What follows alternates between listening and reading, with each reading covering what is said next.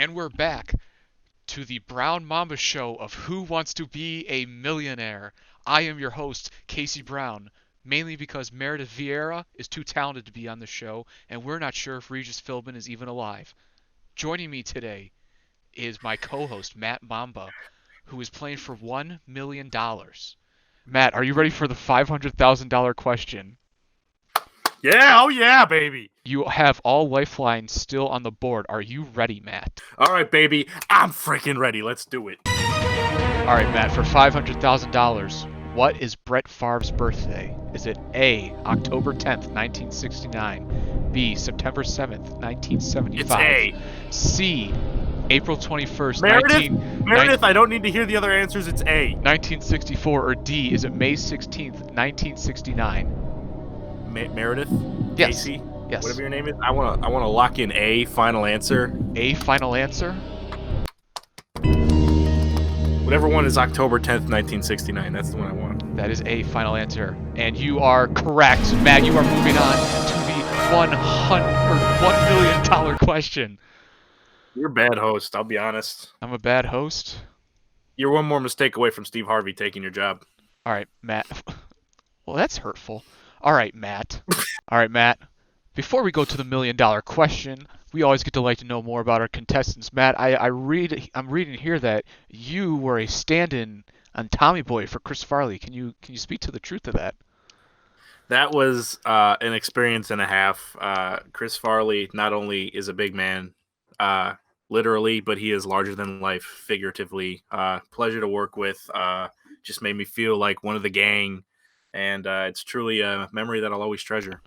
What's even more shocking is you weren't alive for that. All right. Okay, yeah. Frick, I'm exposed.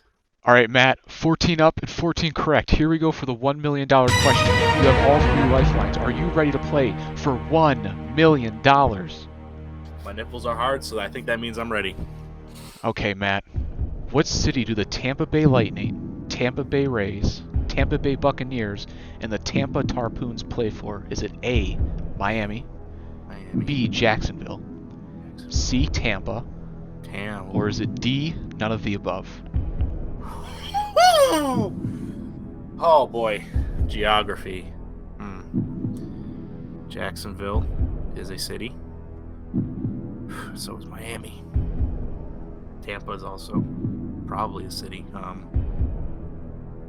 I had a cousin that lived in one of those cities at one point. But then again, it could be none of them. Regis, whatever your name is, Trebek, I'm going to have to ask the audience on this one. You're going to have to ask the audience. Okay, so we will poll our audience members. And as there is one audience member only in this, what do you want to call it, arena, Matt? Studio? The I don't studio? know. Yeah, my alter ego is that one audience member. I will vote for C. You're voting for C. C. Can you remind me again which one C was? That is Tampa. So you have A, Miami, B, Jacksonville, C, Tampa, or D, none of the above. Wow. The audience is, it's pretty convincing, 100%. You do have 2 other lifelines, however. You do have a 50-50 and phone a friend. Would you like to use the 50-50 or maybe the phone a friend? Wow. Yeah, if I use the 50-50, that could clear some things up. Better my chances, and it's the $1 million question. I'm not saving them for nothing else. Let's freaking use it. You're going to use the 50-50. Okay, result. That's what I'm saying. 50-50 takes away A and B. So now you have either C, Tampa, or D, none of the above. Mama. Matt, it's you know what? It's a $1 million question. Yeah, I know. So, audience, 100%. The audience of 100% for C. 50-50 further confirms that with it being C. But this is $1 million freaking dollars, man. I mean,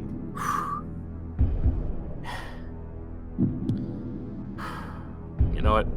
You are playing for $1 million. Would you like to use that phone a friend? Harvey, Mr. Steve Harvey, I'm gonna have to phone a friend. You're gonna have to phone a friend. All right. Well, Matt, since it is a special edition of the Brown Mamba show, we're going to Oh, actually have you call in not a friend, but a celebrity.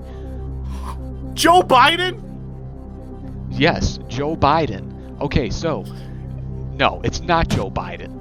Matt, what you will have is once you call and once you pick up your phone and use it, you are going to get the call, or you are going to be put on the line with our local celebrity. Or not local, Oh, national, maybe worldwide celebrity. You don't know who it is yet. It's Pitbull. It's And got to be Pitbull. what's going to happen is you are going to get to call that celebrity, read them the question, which is, what city do the Tampa Bay Lightning, Rays, Buccaneers, and Tampa Tarpons play for? And then you get to give them the last few choices. Does that sound good to you? Let's do it. All right, Matt. We are going to put you on the phone. Oh, I'm scared. I'm scared. Hello? Hello, this is Joe Exotic. Oh, frick! The Tiger King himself! Oh, this is an honor. Holy cow. Are you there, Mr. Exotic? I am here. I'm in prison. What can I do for you? Alright, so I'm on Who Wants to Be a Millionaire with Steve Harvey / Regis Philbin, Alex Trebek, Meredith Vieira, Casey. Wow, Brown, that's incredible. and I gotta sneeze. I'm sorry. Hey, Mr. bless Exotic. you. Thank you very much. I don't have the COVID, I promise. But anyways, I'm playing for $1 million, and I need to know the answer to this question. Okay, I might have the COVID. I'm sorry. But here's the question. I'm running out of time. What city do the Tampa Bay Lightning, Rays, Buccaneers, and Tampa Tarpoons play for? You have, I don't know how many seconds, I'll be honest. Can I please get the choices? Oh, yeah. So I already used Ask an Audience and 50-50. Oh, that's I narrowed great. it down to 2. So it's between C, Tampa, and D, none of the above. Tampa? Did you say Tampa? It's Tampa. Where that bitch Tampa? Carol Baskin keeps her tigers? Well, I'll tell you what. I do not care for Carol Baskin. She's the reason that I am in jail. I can't believe that she framed me. She killed her husband. She threw him into that sanitation thing with all the poop, and then she fed him to, well, God bless you. And then she fed him to the tigers, and now I'm in jail. Can you believe that? That is something that only an 8-hour-long documentary can really wrap up. And Mr. I am Exotic. sorry, Matt, but your phone call has ended. I hope, Oh, hopefully, frick. you got a good answer out of that. I think I did. I got more than I could than I really bargained for. I got the COVID. I'm sorry, Mr. Philbin, but he said Tampa with a southern twang, and you know what? It's all adding up. I'm gonna go C, Tampa. Final answer. C, final answer? That's what I said. All right, Matt picks C, final answer, Tampa. And I am terribly sorry, but it is D, none of the above. What? What was it? It was D, Tampa Bay, where that bitch Carol Baskin keeps her tigers. Oh my! Matt, I'm terribly sorry. Wow, this not only is disappointing, but this was an overly complicated intro to this. This was a this horrible episode. intro. You know what? I had to make sure I was recording there for a second. Oh boy, I don't know why I had a sneeze attack halfway through. It's probably these bright lights, but anyways.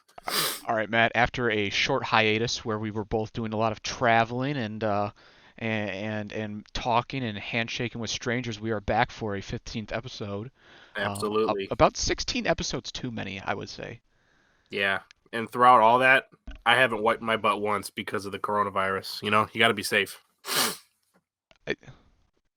Any alternative you have there, or you just? It's in there. I'm sitting in it right now. Wow. Hey, good for you, man. Way to make some choices in your life. All right, Matt. So since we've been gone, nothing really big has happened. No, nothing at all, dude. Just half of the sports are gone, and well, all the sports are gone besides Yeah, like really, some all of them. Chinese and Taiwanese baseball. I think. Ping pong still going on, maybe. I don't think so. Oh, okay. Well, frick. But we've hit NFL off season, so that means that there's there's some things going on. We're gearing up for the NFL draft that's coming up in a few days. Um, it, times like this, it really makes me feel better that the Browns have the staff that they do because I could not imagine Freddie Kitchens and John Dorsey trying to figure out a Zoom call.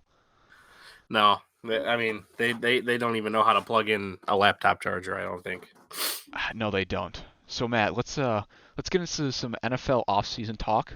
All A right. lot happened. We'll kind of go through like the teams, good pickups, bad losses, stuff like that. But first, we need to hit on some trades. DeAndre Hopkins, and a fourth rounder goes to Arizona for David Johnson's second rounder and a fourth rounder. What's going on there? I'm very excited for Bill O'Brien to draft. Let's just say that. But holy cow, dude. I mean, I get they didn't want to pay him, but what? You still had another year or two with him, and you couldn't even get a first round pick back for him. And, and that's the thing. Like, who else are they going to pay? Like, they have David Deshaun, Johnson. Hello. I guess. Like, but who are they? Like, they got David Johnson and who else? Like, I they mean, have. they signed Randall Cobb. Is that really a replacement for DeAndre Hopkins? It might be. I mean, No, it's not. I'll tell you right now, it's not. they still have Will Fuller, and I think Will Fuller's a nice piece. Yeah, for the 5 weeks he plays every year, because Right, he and always gets he's hurt. definitely not a number one, but Mm, I I just don't understand that trade. Like, why would you not trade DeAndre Hopkins, especially when the only other guy you're going to trade is Deshaun Watson? And like, I'm a famed Deshaun Watson hater, right. Yeah. Oh, yeah, for sure. but I feel bad for him. Like that's an absolute garbage situation to be in. And is it like, do they really need David Johnson? You have Carlos Hyde, who like is solid. You're gonna have Lamar Miller coming back from injury. You got Duke Johnson, who's basically David Johnson, but healthy, I guess. Uh, Maybe a little worse, but a little bit more healthy, yeah. Just, but but like, I didn't understand the trade at all. I mean, I'm a huge DeAndre Hopkins fan, and I'm excited for him to be with Kyler Murray in Arizona, but I don't know what the Texans are doing. why not just sign a running back? There was a few on the market. That makes a whole lot Could have more. got Jordan Howard. That would have been a decent one to get. It, Um, it makes no sense. And then they go acquire Brandon Cooks, and now they probably have the two worst contracts in the NFL on their yeah. offense. Oh yeah, they did get Cooks. Yeah, they give Brandon Cooks, who plays 7 games a year. We don't want to pay Hopkins, but we'll take that Cooks contract. It's so Uh, bad. Stephon Diggs and a seventh to the Bills for a first, a fifth, a sixth round pick, and a 2021 fourth. I mean, that's a lot to give up Diggs for is good. Stephon Diggs. Diggs is good. I'd say he's a top 15 receiver. Yeah. I'm glad he's not with Minnesota anymore, but I can't see him being any happier in Buffalo with Josh Allen than he was with Kirk Cousins in Minnesota. Uh, Diggs is always the dude that's going to complain about stuff. So, hmm like, I don't know how it's really going to work in Buffalo for him. Yeah, and I mean the haul that Buffalo gave up for him. I mean, It's more than Hopkins. yeah, I don't know where they were going to place in this draft, but I feel like they could have got a better receiver in the draft. This is a Well, receiver heavy draft. I You could mean, have got, not a better receiver, but at least a good enough receiver in this yeah, first round. to where Then you don't give up that much yeah, because you're and also still giving get a up really good a fifth and receiver. a sixth and a next year fourth. Like that, That's three white wide receivers for Bill Belichick right there. This is ridiculous. that is three. I would say so. But no, I mean, yeah, Diggs is good. I Hmm. still have faith in Josh Allen, even though like I was never a big fan of him. I don't know. That playoff game, the way it ended was yeesh. Yeah, he's still young, He's still young. I'll give him and he that. can still But rely on his legs while he develops his throwing for a few more years. yeah, But I I mean, mean, do they have a few more years for him to develop, or like they're in win now mode the way, basically? yeah, because they're not going to be able to keep this defense around Mm-mm. forever. I mean, it's a good They defense. lost a lot of their defense too in their Hmm. off season. So I don't know. That's interesting. But I mean, you I can't. root for the Bills. I want the Bills to win if the Packers or Browns don't. But Yeah. Bills are one of the better teams. But like I mean, you can't really hate on getting a top 15 receiver like Diggs, who's arguably a top 10. It's just that one's a hard one to tell, just because you do have the factors of Kirk Cousins and all that. Even though he did play well last year, but All right. Hmm. Chargers trade Russell Okung to the Panthers for Trey Turner. Just a swap of linemen, which is surprising because Russell Okung's really good, and the Chargers struggled when he went out last year. Yeah, I mean, Trey Turner's a really good guard as well, but Colts trade a first round for DeForest Buckner. I mean, finally the Niners don't have, you know, everyone. everyone on their front line, but that I mean, I get trading a first rounder. I mean, he is a first round pick, so I feel like honestly that's a good trade for the Colts. But Yeah, I mean, I it's solid. I mean, I don't think anyone's really losing in that trade. no, it's kind of a weird trade though because I don't see the Colts as a win now team. I like Jacoby Brissett, but I don't think they're going to be able to win anything with the squad. Oh, they have Philip Rivers. That's right. Never mind. Yeah, Philip Rivers, Marlon Mack, solid. I like Philip Rivers, but I don't think they're going to be able to win with this squad that they have. Yeah, even with Philip Rivers, I still don't think they can. I mean, I think they'll be obviously in the playoff hunt. I think I could see them winning a game or two in the playoffs, but I still don't see them really as a Super Bowl contender. I don't either. Um, all right. So, and other trades. Jacksonville trades AJ Boye to Denver for a fourth rounder. Or I'm sorry. Yeah, for a fourth rounder. I Is this mean, AJ Boye is. I don't know if he's a lockdown cornerback, but he is solid? one of the better cornerbacks in the league. And for a fourth Worth a rounder, fourth rounder for sure. I take that deal 10 times out of 10 for Denver. I don't know what Jacksonville's doing. They're Um, rebuilding. They don't. They're just like, sure, I'll freaking take a fourth rounder. Dude, that is one of the most thrown away defenses I've ever seen in my entire life. They wasted, what, 4 years with Blake Bortles, and they wasted that just incredible defense that they had when Jalen Ramsey was actually good. And that's what they were building to. It's like they spent all their high draft picks on Jalen Ramsey, Dante Fowler, freaking, and it's wasted because you couldn't find a freaking quarterback. And not only did you not find a quarterback, you stuck with that freaking quarterback.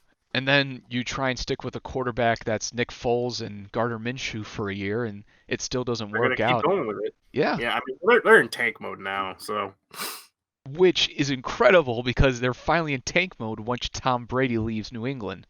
Once Tom mm. Brady finally leaves this division, suddenly the Jacksonville Jaguars are in tank mode when they couldn't beat them in the playoffs and couldn't beat them in those primetime games. I the Jacks are such a disappointing team. They had some decent receivers too that they were drafting too. They Mhm. had Robinson, Marquise Lee, D.D. Westbrook. Now they had Fournette. I They mean, waited. Fournette's an unfortunate situation that Yeah, if he pans out, who and now knows? he's asking for. They're taking trade offers for Fournette now. I think too. Yeah, good luck getting anything for him. I mean, that Not what. now with that contract, or is he still on his rookie contract? He is, but still, like it's a pretty big contract because he was a first rounder Mhm. and he All had right. injury problems. And then today, Mr. Gronk gets traded to Tampa Bay for only a fourth and a seventh. Well, I think it was Gronk and a seventh for a fourth. Let me check, fact check on this. You only get the most true stats on the Brown Mamba show. Um, Yeah, Gronk it's trade. That seems like a good enough thing to trade. A good enough. unless you're using like Yahoo. Uh, talk. Can you confirm? Gosh dang it, Casey. Now I got to look at Adam Schefter's Twitter. You probably should because the ESPN article is not showing it. Oh, the New England will receive a fourth round pick, and the Buccaneers will receive a seventh round pick. What the heck? Why? All right, Belichick. I think it's a little bit too much love as a GM.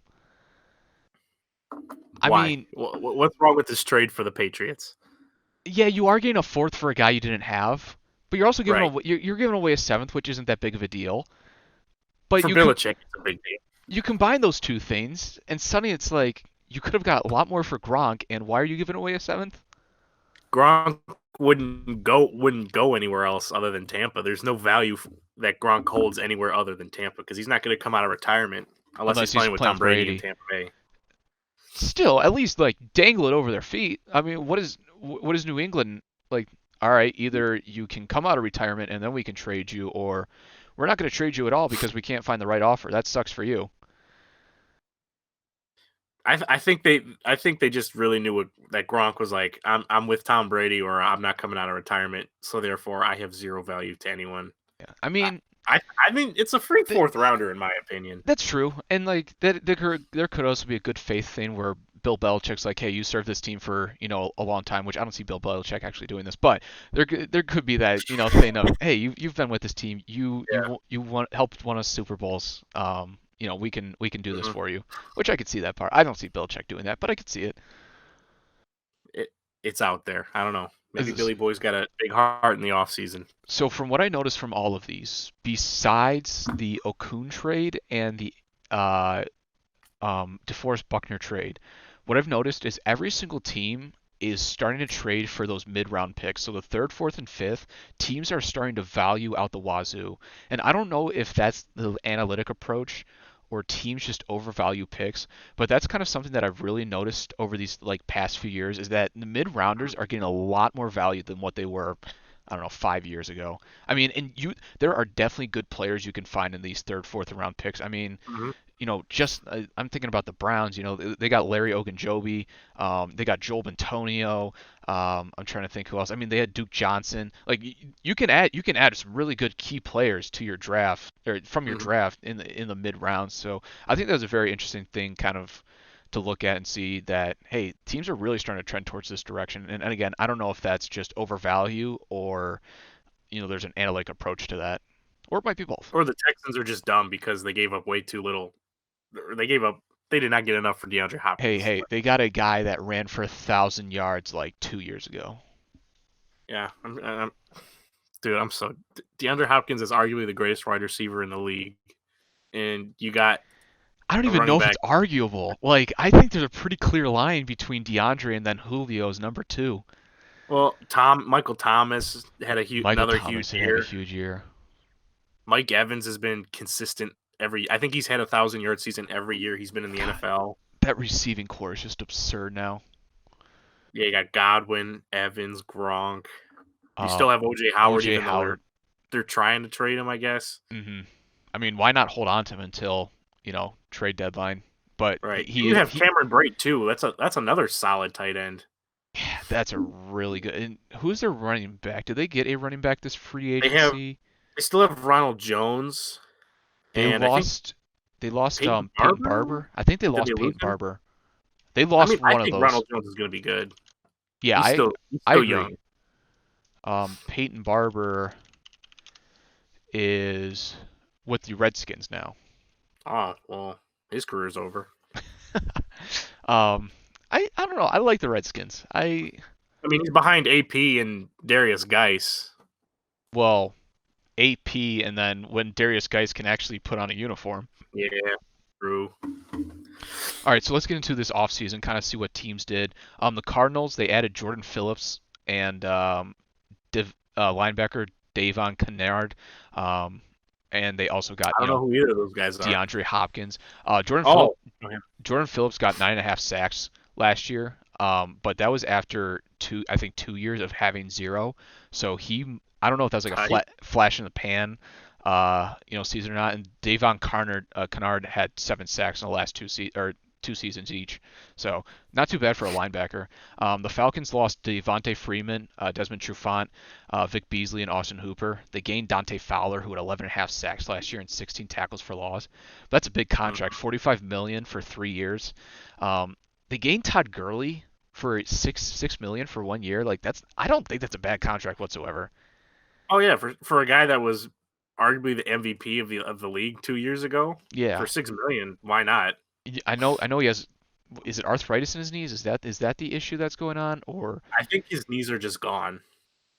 I think that's the diagnosis. still what did he put up last year? Because I mean, He still had, I from would what I guess, thought, probably.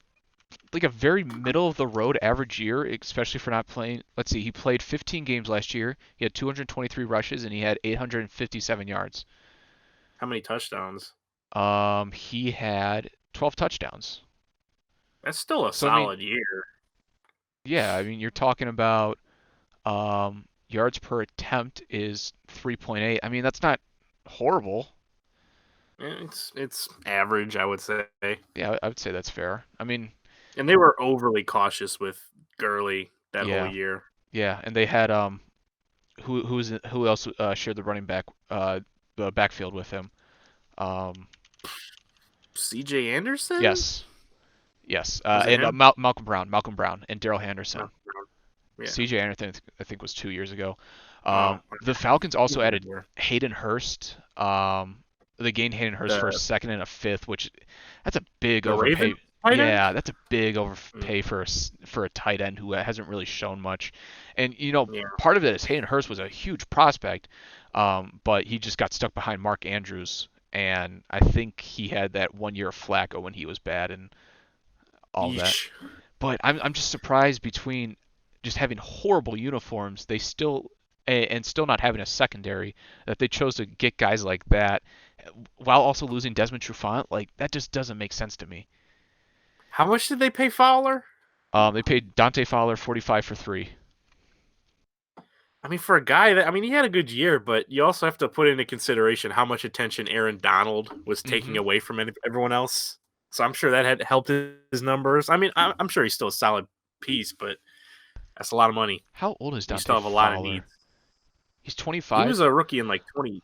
Yeah, he's young. Okay, all right. So 3 years. I mean, that's making more sense to me. But yeah, you're right. You do have to But the fa- Falcons aren't winning any years, so and they still have Dan Quinn as their head coach, so it doesn't matter. true. They could have prime Tom Brady and prime Randy Moss and prime Champ Bailey on their team, and they'd still lose, Yep, and they'd still take a sack and get out of field goal position when all you needed was a field goal to beat the New England Patriots in the Super Bowl. That's crazy. or just run the ball. It takes me up. I don't know. All right, so let's go to the Ravens. They lost Michael Pierce and Hayden Hurst. Um, wait, Wow. hold on. I have my notes wrong. I have that they lost Michael Pierce and that they also gained Michael Pierce. Wow. Okay, so they did lose Michael Pierce. They did gain Derek Wolfe. He's a right end from the Broncos, I believe. He had 7 sacks last year, so that's not too crazy. Um, kind of a weird offseason for the Ravens. I don't know what to expect from this team. Like their defense played really good like the first few weeks, and then that defense kind of fell apart. I mean, like the offense carried that They team lost the so entire many year. pieces from 2018 to 2019. They lost so many pieces. Yeah, I mean, they gained Marcus Peters, right? But Marcus Peters, who played well for them. They still have Marlon Humphreys. Do I have that right? I think so. I That's think they got Marlon Humphrey still. that's their good cornerback. Yeah, Marlon Humphreys, and then they have Earl Thomas, like in a nursing home still Oh back yeah, there. yeah, yeah. But no, I don't know. If the league figures out Lamar Jackson this year, I think the Ravens are screwed. But that's a big thing Well, is can they it's figure out? always a thing with overly mobile quarterbacks. They always get figured out. I mean, even Vic, when he was in his prime, he was still having seasons with the Falcons where they couldn't make the playoffs for a long stretch of time during his prime. Right. I mean, you got to get an accurate and powerful arm if you're going to make it. That's why Russell Wilson's an elite quarterback. Like, you don't see him running unless he needs to run. And I think that's what Lamar Jackson needs to get to if he wants to keep having the success he's had this year or Yeah, last year. and that's the thing is like people will point out Lamar Jackson's overall stats, and yeah, that's great. But last Mhm. year he threw for let me get the numbers here really quickly. He threw for 3,000 yards on 66% completion rating. Which You is really good if this was like 2004. That's exactly. a lot of yards. But you can't tell me that if he isn't as successful as he is on the ground, that completion rating doesn't go down because now he suddenly has to make a lot more throws, and Hmm. most of the throws don't have to come out, 3 yards right out of the backfield. Uh, Hmm. and again, part of that is just because Lamar Jackson's probably one of the best playmakers we've seen within the last 15 years. I get For that sure. part, but Hmm. if they get figured out, Ravens are screwed. I mean, they still got a good rushing attack with Ingram and Gus Edwards. I mean, that helps open up the pass more and open up Lamar Jackson's opportunities to scramble and run, I guess. But he still has to develop his arm, which I mean, I'm assuming that's what he's doing this offseason. They need to get a really good route runner in this draft because For they have sure. they have Marquise Brown, who's an absolute burner. But Hmm. when you have an absolute burner and a quarterback who can't get him the ball, it kind of ruins the point of a burner. And Mark Andrews is Right. still great, but he's one Still need another yeah, he's your receiver. tight end. You do Right. need another receiver, so that's probably what they need to get in this draft. Let's go to the Buffalo Bills. They lost Shaq Lawson, Lorenzo Alexander, Kevin Johnson, and Jordan Phillips. They did gain Mario Edison, who had 9.5 sacks last year, and they got Josh Norman on a pretty decent contract. You know, Josh Norman was so overrated these past few years, but I think he got like 6 million. For 6 million, I'm adding Josh Norman to my team. That's not too bad. I guess I'll take. Yeah, I guess I'll take it. But that's a lot of loss on that really good defense. I mean, between Shaq Lawson, Kevin Johnson was okay. You know, Jordan Phillips and Lorenzo Alexander. That's a huge loss to that defense. But they're still good. Yeah, I mean, I'm still taking. That's probably still a top 5 defense in the NFL, honestly. Yeah, and I think they're going to be my pick this year to win that division. Now that Oh, they're gonna say win the Super Bowl. oh, absolutely not. No, absolutely not.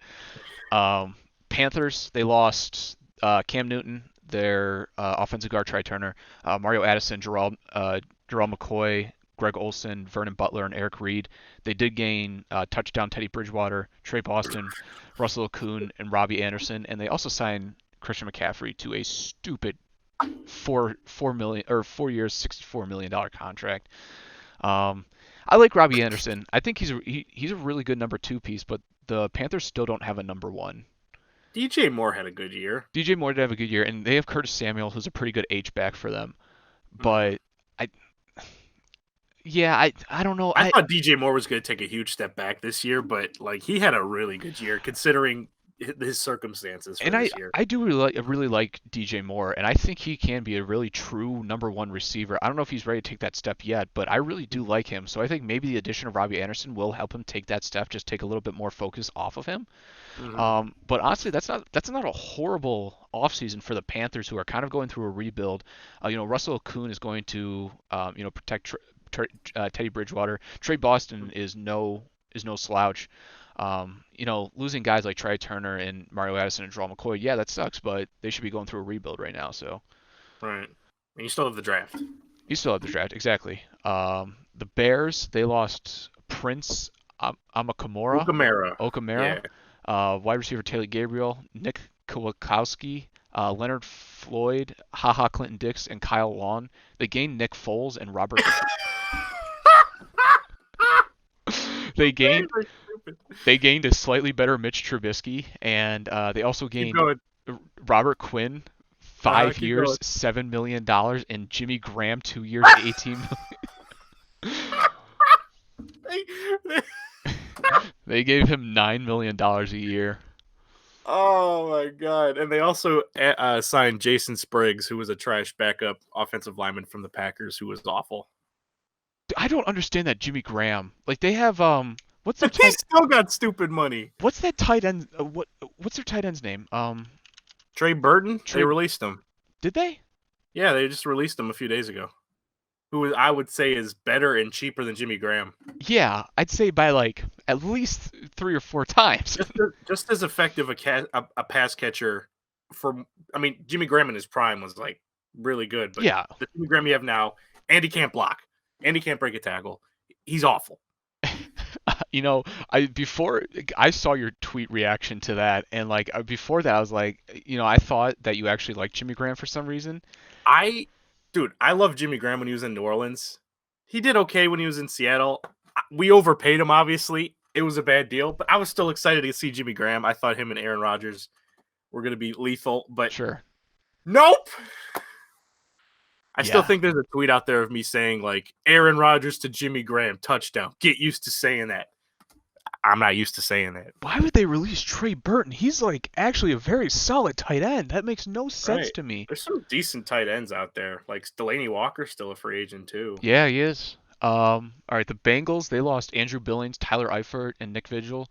They gained Trey Waynes, who had a 107.9 quarterback rating when thrown to. And they gave him Very Vikings thing. $42 million for 3 years. Yeah. They also got Mackenzie Alexander, who's a fine cornerback, but they did get the defensive tackle DJ Reader. On Focus, he was a fourth ranked D tackle. Now I have a little bit of a gripe with Pro Focus Football, Pro Football Focus. I We got it. People really overvalue what they say.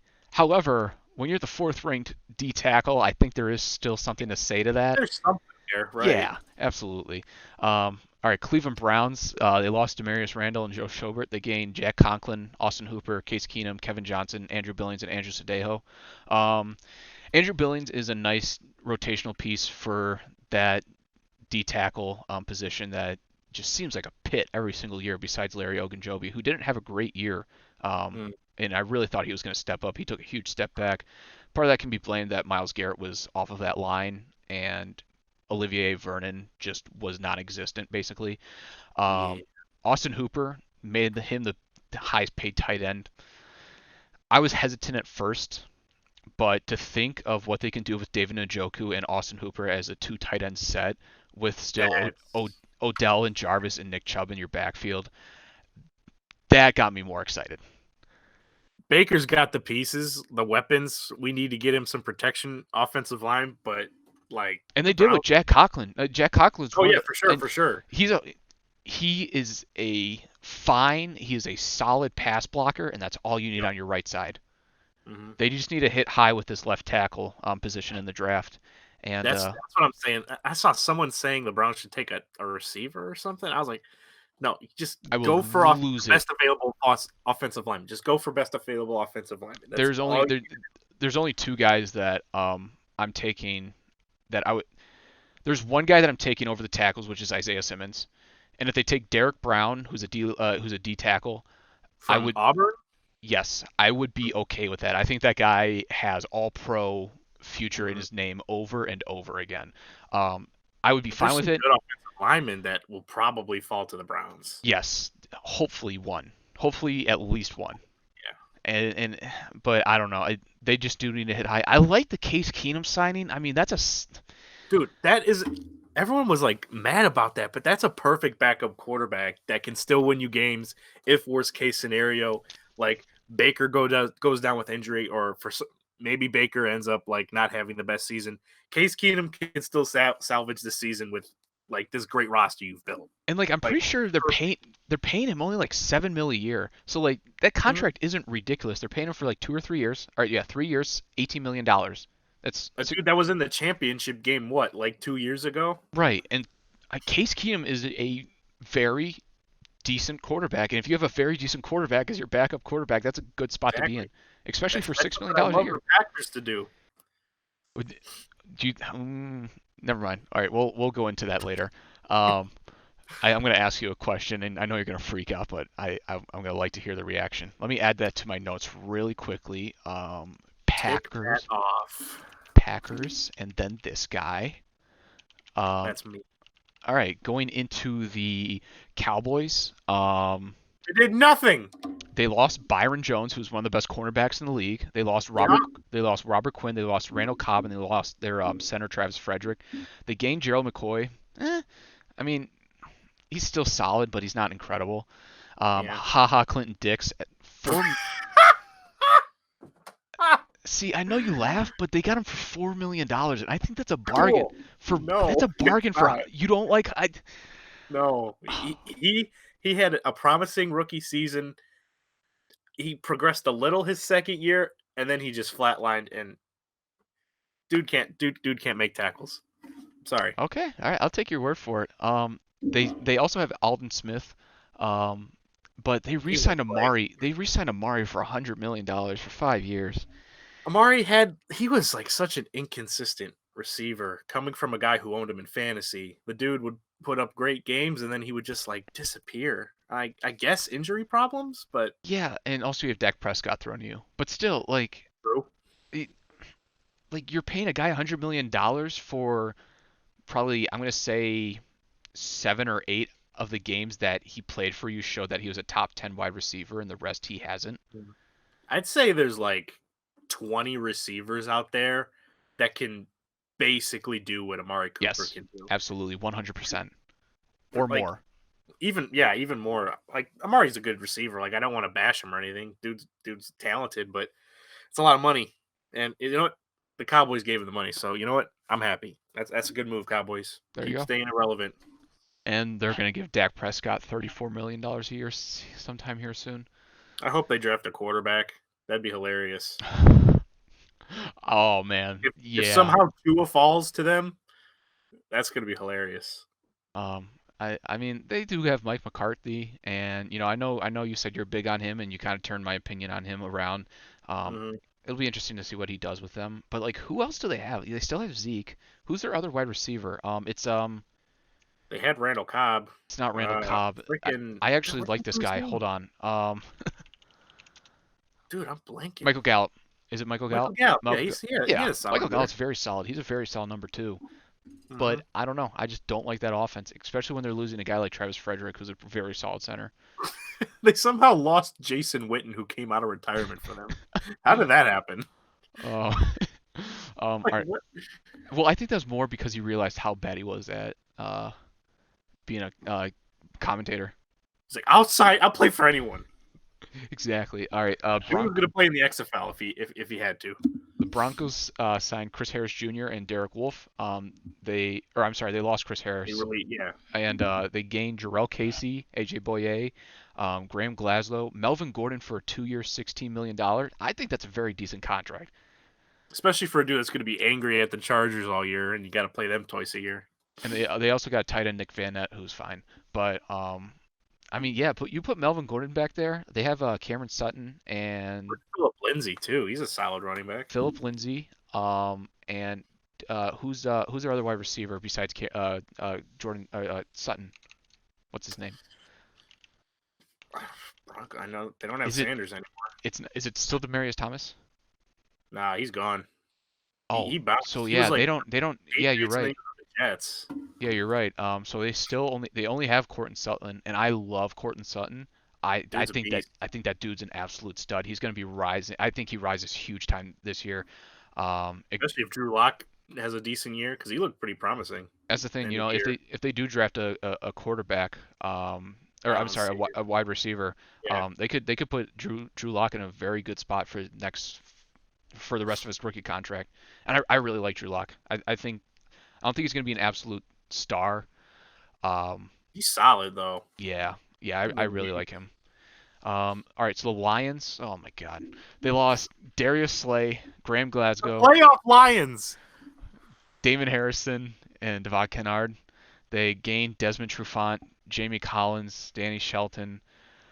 All right, we're gonna see if you can pronounce this name because I tried pronouncing it once and it it didn't go well. It just Let's sounded offensive. Always sending it to me. Holy Alapalavati Vita. Batai. They got him. I They think you're got him. very close to that actually. I think it's Halapalavati Vatai. Alapalavati. Yeah, sure. They got him. I'm sure he'll So be good. I'm The pretty sure Lions signed him. he was I think they got him from the Eagles. He didn't even start last year, or if he did, it was minimal, and they signed him to a 5-year, $45 million contract. Um, Yeesh. they also got Duran Harmon, who's a safety. The Lions might have the worst coaching and GM duo in the league, which is saying something because the Texans have Bill O'Brien for both. Twice. It's incredible. I mean, their GM is horrible. They traded a safety away like last year mid-season when they were actually playing okay football, and then Hmm. they don't even try and get Darius Slay back, who is a stud at cornerback. Well, they got the third pick, so they're just going to replace him with Akuda, Yeah, I get okay. Now you have Akuda and Darius Slay. which would have been nice if you had both of them. But I guess we can just replace him and hope he's as good as Darius Slay. And I really, really, really like Jeffrey Okuda. He's gonna be a stud. But why not have two? Because they're the Lions, and I'm going to take my 2 free wins again as a Packers fan. All right. And speaking of Bill O'Brien, the Texans lost DeAndre The Hopkins, trash. DJ Reader, and Jonathan Joseph. They gained David Johnson, Brandon Cooks, and Randall Cobb. Hey, They lost DeAndre Hopkins. They did lose DeAndre Hopkins. All right, I'll let you talk about the Packers here. See what you like. They lost Blake The Martinez. Packers. They lost Blake They Martinez, got Brian Beluga, yeah. Tremont Williams, Geronimo Allison, and Jimmy Graham, and they gained Christian Kirksey, Rick Wagner, and Devin Funches. I like Devin Funches. I think that's a good signing. Uh, I mean, he's Devin Funches is a cheap option, I guess, and adds some depth for receiver. Kirksey's solid, in our budget. We couldn't afford Martinez for what the Giants gave him. I was sad to lose Brian Bulaga Awa because that guy, when he stays healthy, is an elite offensive lineman. It's been a pretty uneventful Packers offseason just because we're broke as frick over here. And we balled out 2 off seasons ago for Why are you? Packers Why are the standards. Packers so broke? Like when I think of the Packers, I think of like okay, obviously Aaron Rodgers has a huge contract. Is Devontae Adams still in his rookie contract? I know, and they have to pay Kenny Clark. They have to Mm, pay Aaron Jones next season. Um, Jair Alexander's he's still got a few years, yeah, let me. but I'm looking at the kind of their cap hits. Zadarius Smith has taken up about 17.2. Devontae yeah, Adams has taken up 16.4. David McCarthy's taken up 14.7. Preston Smith's taken up 13.5. Corin Lindsey's taken up 10.5. Adrian Amos, oh, I love Adrian Amos, is taken up 9.6. boss. Okay, all right, that makes sense. Yeah, they got about $4 million in dead money between Jimmy Graham, Josh Jones, and Jamon Moore. Um, Honestly, worth it. yeah, there you go. I mean, okay, that makes sense on why the Packers don't have that much. That's a really solid core that you need to have right there. But hmm who do you hope they get in the draft? Do I you know the do you hope value they is going go? to be like defensive tackle at their position. Like you're going to get a solid player for where they're drafting at 30. But I I could. mean, it's how many times have they drafted the defense? Like they've built this defense up for how many drafts in a row? Like you got to give Aaron some help. I'm hoping an offensive lineman or a receiver for Aaron Rodgers, man. I mean, got to get the dude some freaking help. I'm trying to think who could fall to Aaron Rodgers on at 30. Unless they trade Denzel off. Mims was a guy I was looking at from Baylor, Denzel Mims is a good pick for them. and I like that. I don't think Jordan Jefferson's fallen to 30. I would love to have Jordan Jefferson from LSU, but there's no way he falls. And Yeah, there's a lot of good offensive linemen, but they're going to be taken quickly, and I don't know that if the that's the value's thing about there. this draft. Well, do the Packers need tackles in your opinion? Yeah. Okay, Um, I know Gutekunst, our GM, said if we see a guy available at the right spot, we're gonna aggressively trade up or down, like depending on like their needs and who they like, sure. which I like to hear, because usually with the Packers you don't see much trading, especially on draft day. But I could see them moving up to get one of those like big three, big four wide receivers that are gonna go mid, like from 10 to 15, because like a lot of teams in that position need receivers. So you're And there are a thinking lot of Henry teams. Ruggs, CeeDee Lamb, Jerry Jalen, Judy, Jerry Judy, Jalen Reagor, somewhere around there. Okay, I could see that. Justin even Jefferson from Clemson. LSU, he's a Yeah. good pick. Oh, Justin KJ Jefferson. Yeah. KJ Hamler from Penn State is another good pick. Michael Pittman from USC. Those guys are T. probably Higgins, I think, is a good receiver T from Higgins. Clemson. T Higgins from Clemson's a playmaker. Trying to see who else we have on this board here. Kind of what I'm You know, guesstimating.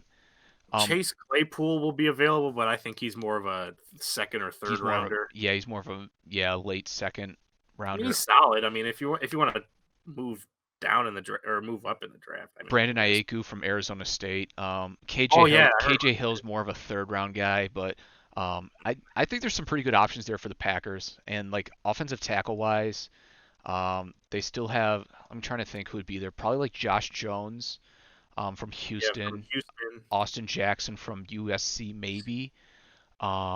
Prince Taiga, I think there's a Boise State guy out Urza there. Cleveland. Yeah, that Um, I remembered him. yeah. I've been deep into mock drafts this year, so I have a lot of guys down. I think there's some interesting pieces there for the Packers to help Aaron Rodgers out. I wouldn't be scared at all about that. This draft class is really good this year. Yeah, I'm excited, man. I'm hoping, dude. Packers got to win another Super Bowl. I'm getting ticked over here. Oh, I'm so sorry for you. Dude, you know what? You haven't had a quality quarterback for this long, and you're just ruining it. All right, you're ruining freaking Deshaun Kaiser. That's who you're ruining.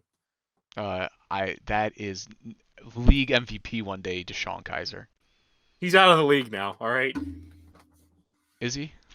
Yeah, Packers released him a long time ago. I thought the Raiders signed him. Oh, they did. Why? They're dumb. I'm pretty sure they have Peterman and Deshaun Kaiser in their quarterback room. John Gruden was like, "I tell you what, this Deshaun Hey, Kaiser I'll guy." tell you what, man. Let me tell you, this guy, he can throw a far. Yeah, he like Trace McSorley. He signed Nathan Peterman. This Hey, guy's an eye for quarterback talent. you know what quarterback I like, man? Johnny Manziel. That guy had the biggest love fest for Johnny Manziel, and it was mind-boggling. All right. Moving to the Colts. The Colts lost Jabal Sheard, Eric Ebron, and Devin Funches. They gained DeForest Buckner from that trade. Philip Rivers and Xavier Rhodes. Xavier Rhodes was a one-year, $3 million option. That's cheap. I think Xavier Rhodes still has Yeah, something in he's the a tank. safety from Minnesota, right? Cornerback. Corner. Wait. Yeah, I think cornerback. Couldn't tell you. I don't know. Probably. This is Brown Mama Show. We come unprepared. Cornerback. I don't know. I like Philip Rivers. I think he's past the point where he can make a huge impact for the Colts. I'd rather just see them try out Jacoby Brissett again and see if they can't build something off of that. Maybe make another phone call to Andrew Luck, see what's going on. How many phone calls do you think Jim Irsay has missed calls on Andrew Luck's phone? I'm gonna go 286. I think that's the line. Do you think he calls Andrew Luck every morning and then every night like Andrew, I miss you? And he sends him like edible arrangements every week. Just thinking about you. Thinking of you. All right. The Jags lost Calais Campbell, AJ Boye, Nick I Foles. lost everyone. Let's be real. They cut Marquise Lee for some reason. Um, they He's been iffy, but I mean, I'd keep him. Yeah, me too. They gained Joe Schobert, Tyler Eifert. I mean, that doesn't When seem he's like healthy. that doesn't seem like very rebuildy there, especially with Joe Schobert. Joe Schobert got paid. I think he got like 16 mil a year. I'm so glad that Browns did not give him that contract. I like Joe Schobert, but he was not worth that money anywhere close to it. That's how I felt with Blake Martinez for the Packers. Um, so where do you think Yannick Ngakoue is going to go? Because I don't know. he called his owner a clown on Twitter yesterday. So That was a fun Twitter fight. I don't know. I mean, I think the bridge is totally burned at this point to where they're just going to be kind of like forced to trade him before the season starts for whatever they can get. Well, like a third or fourth if they're lucky, I guess. But I don't think there's any way they just keep him. do you think he is a top five DN like everybody claims he is? At least with the Jaguars fans in their mentions see. No, No, he's good. Yeah, He's good. Top 10, top 15, I guess. But yeah, yeah. No, I don't know. I'd like to see the Browns make a move for him, but I just think he would cost way too much. yeah, Plus contract wise. same with Clowney. Like I Same, heard there yeah. was rumors with Browns getting Clowney, and it's just going to cost them too much. If they can get Clowney on like a 1 year deal, I'd be down. But I just don't think that's what he's going for because I think he wants multi-year. Yeah, absolutely. Especially with Clowney, I think he's been pretty healthy these past few years, but he definitely had a lot of health issues his first few years, so I could see why. He left the Seahawks Packers playoff game like twice with injuries. Yeah. All right, so the Chiefs, they lost Kendall Fuller and Emmanuel Ogbah. They didn't really have any additions. They put a franchise tag on Chris Jones, who's probably the best D tackle in the league, and they re-signed DeMarcus Robinson to like a 1 year, $2 million contract, which I mean they He's didn't just going to stay there. yeah, I mean they didn't really use him like too much, but he's just one of those burners that hey, I mean once Tyreek Hill goes down, here's two more fast guys. Mm-hmm. Um, all right, the John Gruden Raiders, they lost Carl Joseph and Daryl Worley. They gained like half of the free agency. They gained Corey Littleton, Nick Kwiatkowski, or however you say his name, Kwiatkowski, Marcus Mariota, Marcus Mariota for some reason, Jason Another Witten, mediocre quarterback. Jeff Heath, Carl Nassib, Nelson Aguilar, and Demarius Randall. I like Demarius Randall. He didn't do too much for the Browns last year. Yeah, he kind of had an off year. Nelson Aguilar, we all know about Nelson Aguilar. That quarterback room's weird. I feel bad for Derek Carr because, like, it's obvious John Gruden hates him. Yeah, Um, and which is and the front mind office just won't let him trade him or move on from him. exactly, and it's just mind-boggling that which is weird because like uh, David Carr is like a very family guy. Derek, Derek Carr, I'm sorry, David Carr is a completely different guy. Um, Derek Carr is like a family guy. He seems very hey, religious, Wallace. very nice. Um, Sorry. I didn't even put that together. And he's not a bad quarterback. Obviously, after that Yeah, spinal injury that he got or neck injury, whatever, he's been bad or not bad, but a lot different. But he's not a bad average. quarterback. But it's Mhm. just for some reason John Gruden hates him. And throwing all these freaking quarterback replacements in his face, like, dude, don't throw a pick. It's not helping him. No. Give the Um, dude some freaking talent. I mean, what are you gonna do? You threaten him with greats like Deshaun Kaiser in the quarterback room, and Marcus Mariota. Oh my god.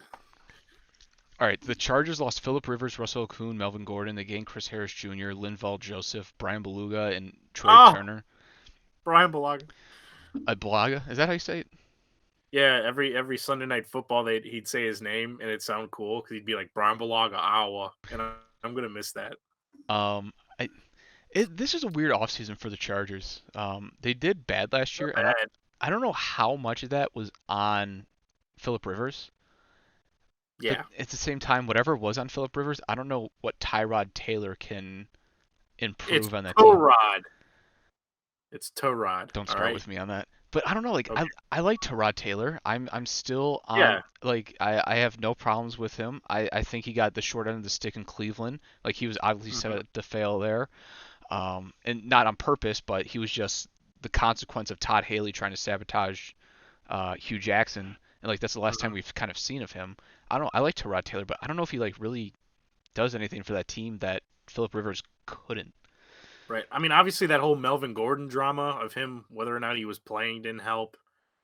I'm sure they had injuries galore. I mean, because they just were awful. Like, even though they beat the Packers somehow, that ticked me off. But I mean, they were supposed to be like a contender this year or Yeah. last year, Um, and they weren't even close to the playoffs. what's his name at wide receiver took a step back. Mike Mike. Williams, No.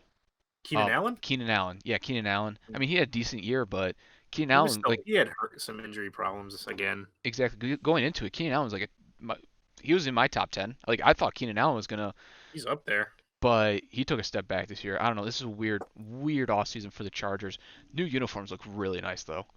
Yeah, that's dope. Um, Rams, they lost Todd Gurley, Brandon Cooks, Corey Littleton, Dante Fowler, Nikel Roby Coleman, Eric Weddle, and Clay Matthews. They gained Ashawn Robinson, Leonard Floyd, and Michael Brockers. So I mean, they basically just completely bolstered their D line again. Hmm. And I'm guessing they're gonna assume Jared Goff is a good quarterback again. I don't see that happening. But What are they going to do at running back this year with who is their Gurley gone? well those guys Daryl Henderson Yeah, and I know that. But are they really going to roll with that? Did they sign anyone? I don't think they did. Malcolm Brown. I mean Malcolm Brown's a fine running back, but I could definitely see them going into the draft. This is a good running back draft. Like you can get some value in like the second, third, fourth rounds. Oh, okay. I'm sorry. I read a headline that said LA Rams could add three running backs in 2020 draft, and I was about to lose it because if a team ever drafted three running backs in one draft, I'd cry laughing. Um, I know I see them adding a running back. There's some going to be some really good running backs in these second and third rounds this year, so I could Mm. definitely see that. The Dolphins, they actually didn't lose anybody notable. They gained Dude, Byron. Dolphins have a scary, silent, scary good offseason. Yeah, I mean, they gained Byron Jones, Kyle Van Noy, Shaq Lawson, Eric Flowers, Emmanuel Ogba, Jordan Howard, and Ted Karras. He's a center. I don't know. I've never heard of him. Um, to me, these moves scream get a good quarterback and win in year two with him. Dude, I thought like with all these moves, I'm like, are they in the Tom Brady freaking contest right now? Like, because it would have been hilarious to see him play the Patriots twice against the Dolphins. I was so hoping he would go to the Dolphins, but still, I mean, Yeah, I don't think they would do that, but I That's so good. It's gonna be Tua. I think everybody knows it's gonna be Tua, unless for some reason. Don't they have like 3 first-round picks this Hmm. year? Yep. Like Dolphins are doing. They're doing something. Right. Yeah, I think No it's matter gonna. what they're doing, Josh Rosen is still getting boned. That's Oh all I know. my God! Like, I feel so bad for him. I don't understand that at all. Where's Um, Ryan Fitzpatrick gonna go now? What's he doing? the Bears, That would be. I love that. Yes. right? Yeah. Yeah. Let's make Um, that happen. Let's put him in the mix with Foles and Trubisky. but yeah, no, like I think it's gonna be Tua unless they really, really like Justin Herbert out of Oregon. Like, Um, ugh. Like if the Dolphins don't take him at 5, does Herbert even go in the first round? yes, To who? Who would pick him? The Chargers? yes. Chargers? They would take him over Fromm and Love. I don't think Jake Fromm's going out of or going past Oh, the or going before the second round. I think Jake Fromm's gonna be like a day two guy. do you think Um, Hurts goes first round?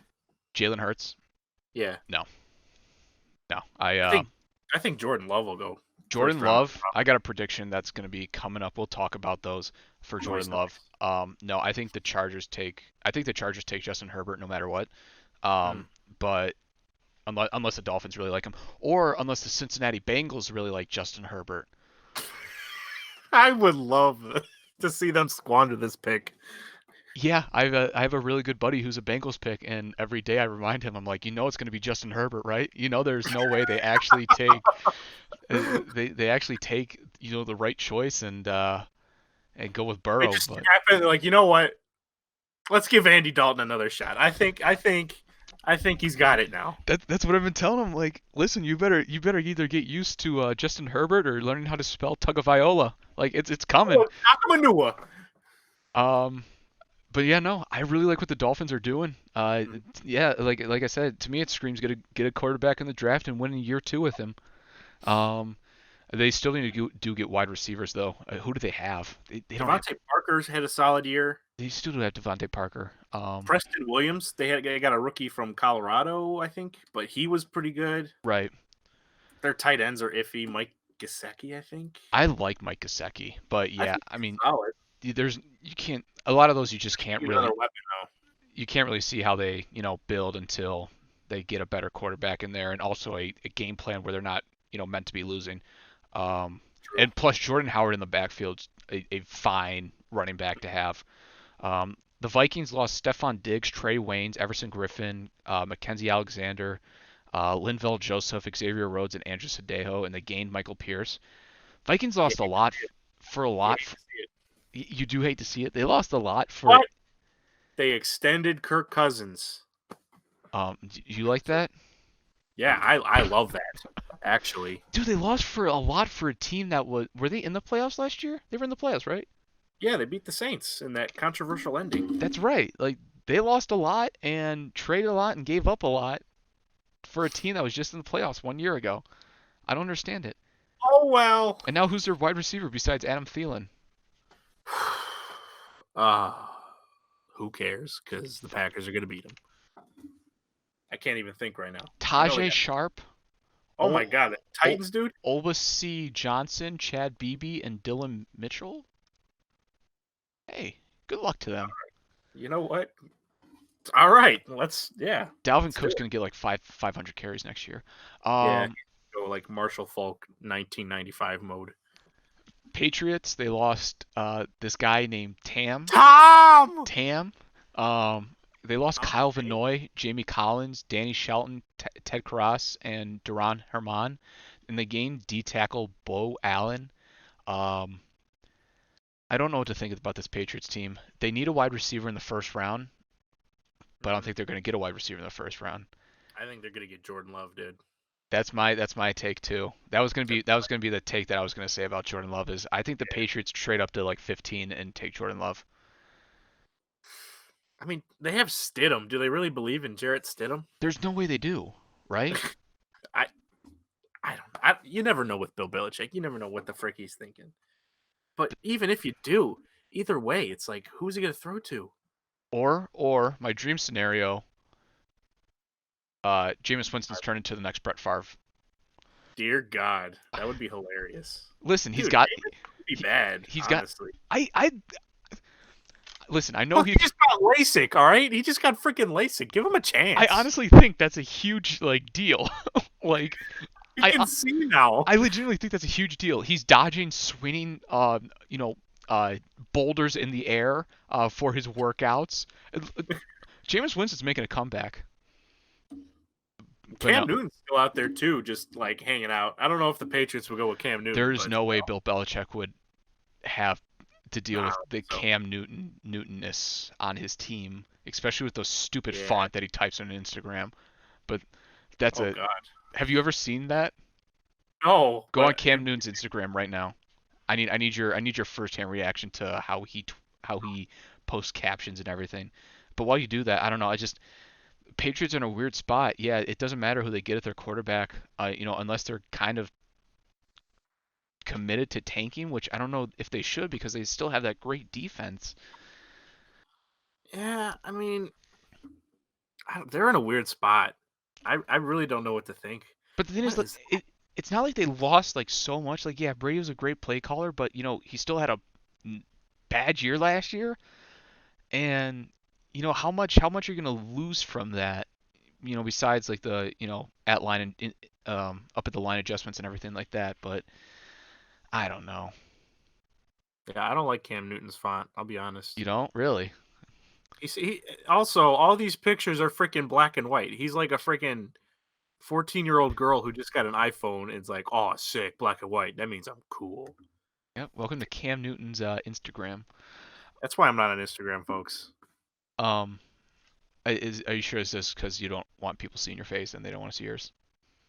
Listen, I got a freaking wheel I can post about, Hmm, so I don't want to hear it. I it's a got fair plenty. take. Um, So let's see here. The Saints, they lost Von Bell, Eli Apple, and AJ Klein, and they gained Malcolm Jenkins and Emmanuel Sanders. I don't understand that Von Bell and Malcolm Jenkins situation. Von Bell is a younger, better Malcolm Jenkins. The Emmanuel Sanders part I really like. leadership, I guess. Are they I going to go with that angle? I do understand that Von Bell would be more expensive, but the Emmanuel Sanders addition I do like putting him across Yeah. from Finally got someone other than Michael Thomas to throw to. what you don't like that Ted Ginn was across from him for like 3 Dude, years. he's never healthy. I mean, I like Ted Ginn, but Yeah, but he was like never like Ted Ginn never striked me as a number two guy. yeah, he was number 3, even like number 4 seemed like. Yeah, he was like a burner that you put in the slot and just kind of open up the field and blow off the top of the defense. But In reality, just return these freaking punts for us. basically, I mean, the Mm-hmm. dude can still fly. I'm interested to see where he goes in free agency. I How long has he been in the league though? He was a rookie in like '07 or something. Yeah, '07. I think he came out the same year as the Brady Quinn year, so that was '07. And Jamarcus Russell, oh my God. Jamarcus Russell. Yeah, so he's been in the league for 13 years, so he's had a fine career. But Mm-hmm. all right, the Giants lost Marcus Golden and Tony Antoine Bethea, Antoine Bethea. let's go with Really nailed that. And Alec Ogletree. They got James Bradbury and Blake Martinez. that. They lost Eli Manning too. Is that really a loss? No, go on. They still have him in Daniel Jones, so I mean, Let's give him. I'll give him. I'll give Daniel Jones one more year before I start. I start memeing on him hard. dude, he had those really good first 4 games, and then he kind of completely fell off. Remember when like the preseason happened and everyone was like, "Oh frick, next Patrick Mahomes." Dude, everybody was hyping him up, We laughed at the Giants for picking him so early in the draft. and you and I discussed that. You and I discussed that, and it was like, yeah, I mean, if you have Eli Manning's career, you're picking him at 6. Like that's not a horrible pick, For sure. but still, like it's Eli Manning's career, and In order to get Eli Manning's career, you're going to need a legendary defense 2 times to get anything and accomplished. some pretty decent wide receivers. And freaking Brett Favre to freaking throw a stupid interception that would have given us a Brett Favre Tom Brady Super Bowl. But I'm not mad. All right. And the 15-1 Aaron Rodgers 2011 Packers to freaking for some reason suck. But I'm not mad. So the Jets lost Robbie Anderson. Sure, they did. They lost like three guys in their O line, and they lost Tremaine Johnson.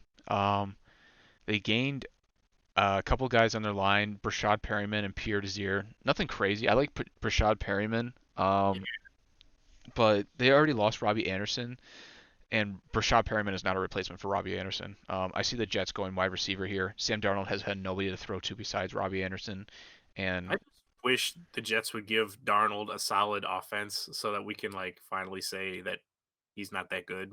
But especially with Le'Veon Bell in the backfield, like. Mhm. I, There's something there for the Jets, and they're just not doing anything. Yeah, like I'm not completely sold on Darnold yet. When he came out of the draft, I thought he was going to be a very solid quarterback. Um, He's shown some signs of being like solid, and then he's like, "Oh my god, he's looked really bad." I think part of that is just he has nobody around him, and he also has Adam Gase as their coach. So like he's getting a double whammy there.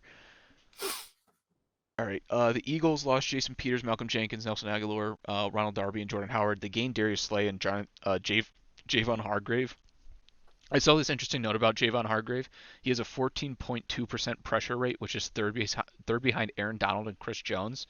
So Oh, that's a really I mean, for a D tackle, which are kind of known as run stoppers. If you have a 14.2% pressure rate and one of them is a right end, hey, I mean that's a really good stat to be in. So I think that's a pretty underrated signing. And Darius Slay, we already talked about him as being a lockdown corner. So um, all right, the Steelers lost Javon Hargrave, Artie Burns, Mark Barron. They gained Eric Ebron and Chris Wormley. and a bearded Ben Roethlisberger. Did you see him soft tossing that football in the gymnasium? He's He back, was like Matt. this, He's and then that back, one Matt. Pittsburgh dude was like, "Uh oh, Uh uh oh. Uh oh." oh. The window already closed for the Browns. You know that guy that looks like every Homeless uncle man at ever. a Fourth of July freaking cookout? Dear God, man. He looks legitimately homeless. Like Yeah, not just the beard, but like his entire body. I don't know what to think of Ben Roethlisberger anymore. You know, Besides that, he's a rapist. that's true. He is. He is. But I mean, still, who's he throwing to? Yeah, Juju Smith-Schuster is there, but he's now your number one, He should be a number two guy. and he's getting locked down James now. Washington, Oh, well, there you go. 5'9" James Washington. And the how many good games has James Conner had after like that first good half of the year 2 years ago? Was it zero? I think it's zero. I think it's about zero. I lost count at 0. Remember when everybody It's was up in the hyping air. him up like, "Oh, we don't need Le'Veon Bell. Like we got this guy." Yeah, he was supposed to be like, "Oh, this will shut Le'Veon Bell up." It's like, oh boy. Um, You should just, you know what the Steelers should do? They should just start Mason Rudolph only for the 2 games they play against the Browns and and see try what and get happens. something going. This is a social experiment. We need to see what happens, okay? See, what they need to do is have Mason Rudolph at running back so that their quarterback isn't hurt. Like they don't have him throwing the ball, but he's still on the field to call True. every Browns player the N word. But that's neither here nor there. Um, Oh boy. uh, but I don't know. Eric Ebron is like seems like the prototypical Steelers tight end. Like he's not incredible, but he's athletic enough for Big Ben to throw like 10-yard passes to every single time because he has nobody else to throw to, just like his entire career has done. The 49ers lost DeForest Buckner and Emmanuel Sanders. They gained Arik Armstead, who got an $85 million contract for 5 years. Yeah, he's a replacement for DeForest Buckner, but I don't know if he's that good. Eric Armstead, wasn't he already on the Oh, I'm Niners? sorry, he re-signed. That's the only like kind of notable thing I've seen them do this offseason. Good. They need to stop doing stuff because they're ticking me off with how good they are. They're not going to be good this year. I don't know. I know Jimmy G's not that good, but they still got a great defense. They, for some reason, can still make Raheem Mostert look like a legend. You have to win one game, or I'm sorry, you have to win three playoff games. Who do you want on your team, Jimmy G or Dak Prescott? Can I go in myself? I'd probably go Dak. I Dak. honestly would probably go Dak over I Garoppolo. would too. I think Did I you would too. see how many terrible overthrows he had in that Super Bowl? Dude, like I Even felt against the Packers. for the 7 times he threw that entire game against the I Packers. felt like it was like 2 or 3 minutes left in the Super Bowl, and all Garoppolo had to do was like complete 2 passes that were like 7 yards. Wide open Emmanuel Sanders pass. He was open for a touchdown. Not even close. Dude, not even that. Like not even that overthrow, which was terrible. Mm-hmm. When they were like up, and it was like 3 minutes left, Mm-hmm. and he had guys like open 7 yards away from him, and I'm talking about like 4 or 5 steps on the next defender around him, and he throws a ball that only Mitch Trubisky could be proud of. It is mind-boggling how Especially when he's under pressure. That dude just made terrible decisions when he's under like pressure. the amount of heat that I have gained on Twitter for talking about how bad Jimmy G is, I felt like is completely understood now because Oh he yeah. was horrible in that Super Bowl. Yeah, everyone was praising him when he was 4-0 in those games where all the teams they were playing against were tanking, and he looked like a legend. Yeah. No, I don't. Like, don't get me wrong, he's not terrible. Does he deserve to be a starter? Not for a contender, but I think he can find a place as a starter somewhere. And do I see him becoming a better quarterback in this league? Yes. Do I ever see him becoming better than a top 10 quarterback? Absolutely not. No, top even top 15, top. I don't need. The thing is, there's not that many good quarterbacks right now in this league. Like when you think about it, there are not that many good It's quarterbacks. all the old guys, and they're still hanging around. Like Right. Like when like I can't Brady even talk trash about Jimmy Garoppolo because we got bopped by him twice. when you have Brady in your top 10 and he just had the season that he had, that's how you know like the quarterback situation in this league right now is not great. Breeze regressed this year too. Yeah, I mean not Rodgers did as bad. too. Rodgers regressed, but he's still Aaron Rodgers. But like And so is Mahomes, Breeze. yeah, it's Mahomes and Russell Wilson are really the top two And in like my eyes. but then you guys said That's Lamar Jackson, but it's not really a quarterback. if Lamar Jackson's a quarterback, then Christian McCaffrey's a freaking wide receiver. Okay, And then that's what I'm gonna say. who's next? Who are you gonna put in there? Deshaun Watson, who has shown flashes. I know. I'm not trying to like deflame Deshaun Watson here. He has shown flashes of being a very good quarterback, but he has also shown He's still flashes. Mahomes and Russell Wilson, but he's still a good playmaking quarterback. Not the best arm, but I might put him in my top 10 quarterbacks, dude. Like I honestly think I might have Jameis Winston in my top 10 quarterbacks. Over Watson, Not I don't know about over Watson, but a guy that's been making the playoffs. like who And else are you gonna put in there, dude? Like Breeze? Like I don't even know if I can consider Rivers in there. I Stafford? Are we putting Stafford, I guess. Kirk Cousins? He had a good year, I guess. Yeah, like that's the thing is the quarterback. Ryan Tannehill handing it off to Derrick Henry? That's what I'm talking about. Is like the quarterback. Brandon Whedon? Like when you No. when you're starting to talk about guys like Stafford, Cousins, and Tannehill as top 10 quarterbacks, that's how you know this. Kyler Murray? But, I mean, we need to see more from Kyler Murray. You do But need to, yeah. I mean, I'm not putting Baker anywhere near it after. We got to see what he does this year. all right, you take those 7 interceptions away that he had just tipped off his wide receiver's hands, and suddenly, like 3,800 yard, 21 touchdowns, and like what 13 interception season doesn't look horrible. Well, I think this year is going to be really telling because I think so too. he's got weapons. He's got weapons, and we're beefing up that offensive line for him. I have all the faith in the world in him. Like I don't see the regression. I'm terrified. I'll be honest. I'm You're very terrified. terrified, but I'm hopeful. I am terrified on the inside, but I'm not going to show it. I still have faith in Baker. He's got that cheesecake body now, and he's a. Heck, yeah. All right, where are we at? The Seahawks. They lost Quentin Jefferson and Ezekiel Azan. They Ziggy gained, Ansah? yeah, exactly, and they gained Greg Olson and Quentin Dunbar.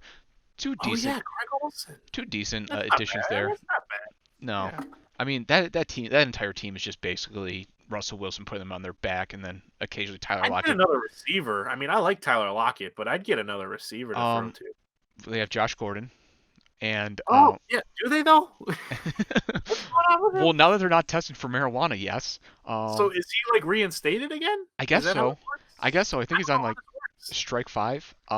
They also have what's his name from the draft last year that just absolutely took everything by Oh, storm. DK Metcalf. DK Yeah, yeah, Metcalf, yeah. who I forgot actually about had him. a very decent year. Yeah, Um, he was good. He was good against the Packers too. Yeah, I forgot about him. Yeah, okay. Yeah, don't get a receiver. Get something else. Maybe offensive lineman. That dude's always running for his life. yeah, but he's really good at it. And I like to hear Chris Collinsworth's commentary as Russell Wilson's running away from everyone. Now there's a guy. I tell you what, this Russell Wilson just keeps doing it. All I gotta say is wow. I don't care Oh, what anyone says. Chris Collinsworth's amazing. All right. he is amazing in his own right. Um, And when Drew Brees replaces him, I'm gonna be ticked. I'm gonna be ticked. Drew Brees, Yeah, NBC signed a thing for when after Drew Brees really? retires, he's gonna be a commentator. Huh? I did not know that.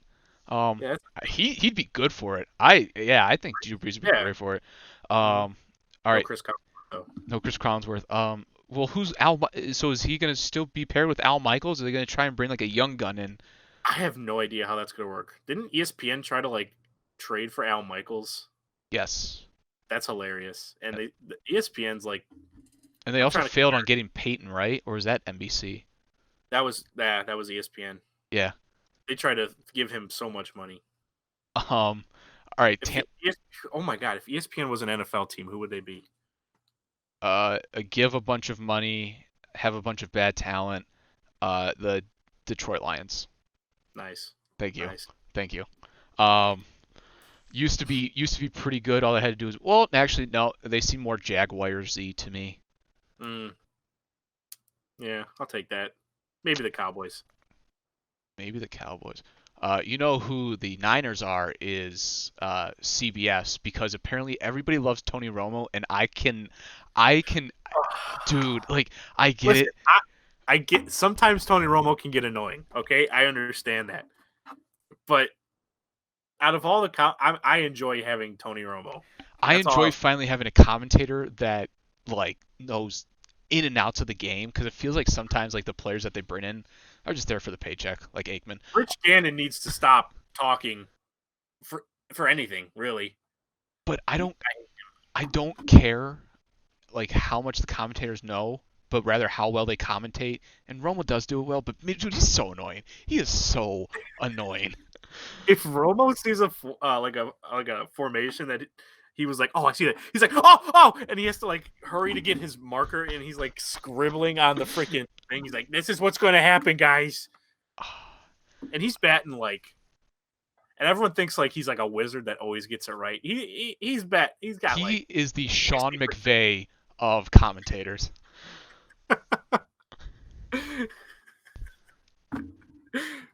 All right, Tampa Bay. Tampa Bay, they lost Jameis, Brashad Perriman, Carl Nassib. They gained Gronk and Brady. I think we already basically pretty much went over them. They Yeah, still need a defense and an offensive line. Dude, Tom Brady's gonna get killed this year. I don't think people realize it. they need to draft an offensive lineman with the 15th pick. Um, There I did a mock draft where I was doing like the entire first round, and the first time I did it, I had Miami taking Herbert, and I just couldn't like help myself. I'm like, dude, Tampa Bay's going to take Tua with the 15th pick. But I think I'm past that. I think at this point, yeah, and no, what I want Tampa to do is take Jake Fromm. I think they can get him in the third. I think Jake Fromm's a very solid quarterback to be put I'm not a into that. big Jake Fromm guy. I'm not a huge Jake Fromm guy. I think he'll be a very fine quarterback. I think he'll be a very Case Keenum type quarterback. From the very few games I've watched, like I'm gonna be honest, I'm not a huge Georgia guy. I didn't watch that much college football, but Really, from the you? few, yeah, it sucks. Let's be honest, but from the few games I watched, Jake Fromm not that impressive. I'll be Okay, honest. that's fair, and I do agree. I do think, however, you plug him into that system, you plug him with the weapons that once Brady Yeah, I retires. mean, what do I know? I don't know. I said the Niners would be what 3-13 last year or something. You also said the Falcons would be 13-3, so They weren't. spoiler Realize. alert. For those who have not caught up on the 2019 NFL season, they were not. Yeah, The I'm still on week 4. the Titans. Oh man, I think that's the week that the Browns beat the Ravens. Oh, that was funny. Yeah. All right, the Titans lost Marcus Mariota, Jack Conklin, Jarrell Casey, Delaney Walker. They gained Vic Beasley. Titans are a really weird team. Then they signed Tannehill to a buttload of money, and they tagged Derrick Henry. I can't wait to see what the contract they give him. I don't I like their wide receiver core is fine. I really like Corey Davis and AJ Brown's a stud. Dude, Corey Davis, like I had such high hopes for him since he was a rookie in 2017, I think, and Mhm. like he just hasn't done anything. I don't know He just like hasn't taken that step to like be the guy. I don't know where they need to take this next step in the draft. Like, is it sign another receiver? They Is have AJ Brown, I guess. Yeah, I mean, like that's a fine receiver core. Do they go defense? But I don't know. Do they go tight end now that they lost Delaney Walker? I there's some tight ends you can get like middle of the draft. Titans I are wouldn't go too high. Titans are definitely a team that overachieved last year Yeah, I don't know how long do you expect Derrick Henry to freaking carry this team like that, like he's until done. he breaks down. Yeah, Uh, which who knows? I mean, he's such a big guy that injury is basically imminent. Like that. it's like That's the unfortunate last year was part. crazy for Derrick Henry because you usually don't see a team get carried by a running back in today's NFL. Like at this point he's gonna get Bo Jackson. Like he's gonna be too powerful for his own good. Oh frick! Um, or someone's just gonna go for his knees. Oh, sweep the leg. Sweep the leg. All right, and then finally the Redskins. They lost Case Keenum, Eric Flowers, Josh Norman, Quentin Dunbar. They gained Kendall Fuller, Thomas Davis Sr., and Sean Davis. Thomas Davis is still in the league. Holy cow, dude! Yeah, What I a mean guy. the Redskins are in a weird thing. They're gonna get Chase Young ideally. I, Um, I I don't think there's a unless the Bengals for some reason decide to take Chase Young. I think the Redskins are going to take him. I think they draft another wide receiver to pair with Terry McLaurin. Um, it- but Dwayne Haskins. I wonder how he's going to do next year. dude, he made some throws last year that show that he can be an absolute stud. And I don't Hmm. know if it's just like the system that he was in. That's Um, what I'm thinking because it's like, and is plus, this he's a really? rookie. He was thrown into a horrible situation. But Hmm. man, he made some legitimate throws last year. So like and I love Dwayne Haskins. I hope he does well. I do too. And I said it last year for our NFL preview show. Be excited, Redskins fans, because I genuinely think like they're building something good. And now they have Ron Rivera in there. Hmm. I do like what they're doing. Hopefully. But yeah, and then still available we have Cam Newton, Jameis Winston, Darquez Dennard, Everson Griffin, Eric Reed, Damon Harrison, Marquise Lee. I don't know where these quarterbacks go. Um, I have no idea. I'm still holding out for Winston to either New England or the Cowboys. That would be ideal. I would love to see Jameis Winston and Jerry Would Land. they give money to another quarterback after tagging Dak? That's the thing. Is like Winston's gonna go for backup money. Like, Really? Oh, yeah. that's a shame, dude. If he was gonna be a starter, he would have been signed by now.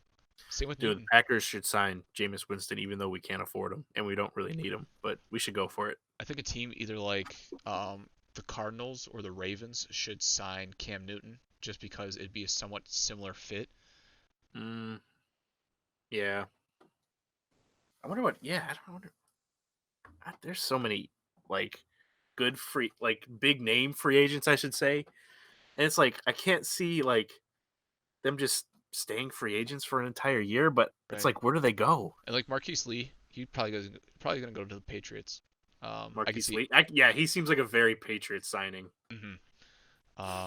All right, give me any hot takes for you have for the drafts or what you want the Packers to draft or the Browns to draft. I think Browns offensive lineman, best available offensive lineman. I don't care who it is. okay. Packers. I'm hoping receiver, but Mhm. I'll take an offensive lineman. I mean, I guess if you really see a guy you like, I'll go for a defensive tackle. But that's what I'm hoping for. Okay. Um,